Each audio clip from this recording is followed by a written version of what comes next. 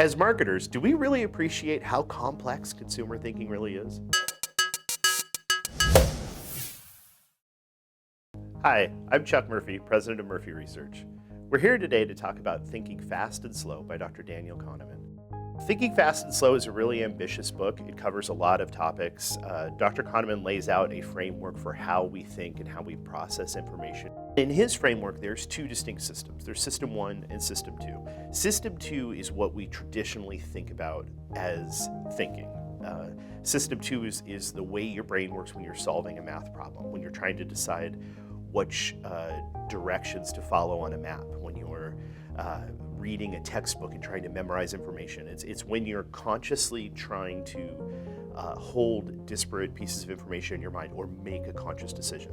What we traditionally think about thinking, that is Dr. Kahneman's System 2. System 1 is what psychologists have traditionally called our unconscious processes, but they're not always totally unconscious, but they are simpler and more background processes that we're not always fully attending to. And so our System 1 thinking is that the work our brain does on an everyday basis when we're doing more routine, less complex thinking. So if you're driving home from work on the same route you take every night, you don't really have to think about when to turn right versus when to turn left. You could be holding a conversation on the phone, you could be solving a math problem and still follow that route correctly. Now there's still thinking involved in following that route. Your brain is still making decisions about when to move into which lane and when to start the turn, but they're not complex and they don't require your full attention because they've been automated to some degree.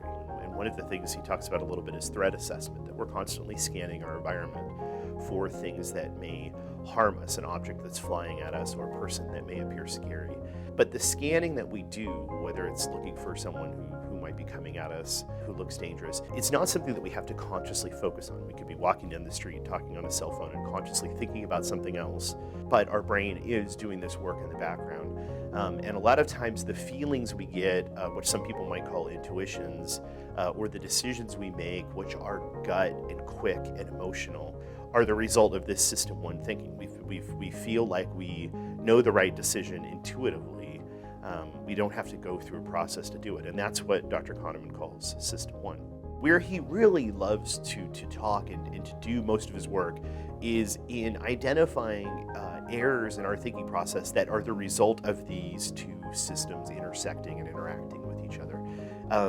And these errors are really interesting. They really do a good job of highlighting some of the ways that people behave that may not be appropriate. And some of those errors are commonly discussed, like stereotypical thinking is something that is discussed frequently, and that is an example of our System 1 overriding System 2, or maybe making decisions for us that aren't necessarily carefully thought through, but they feel real to us. If you have any ideas for books that you think our audience would enjoy, we'd love to hear from you. Please let us know. Thanks for listening.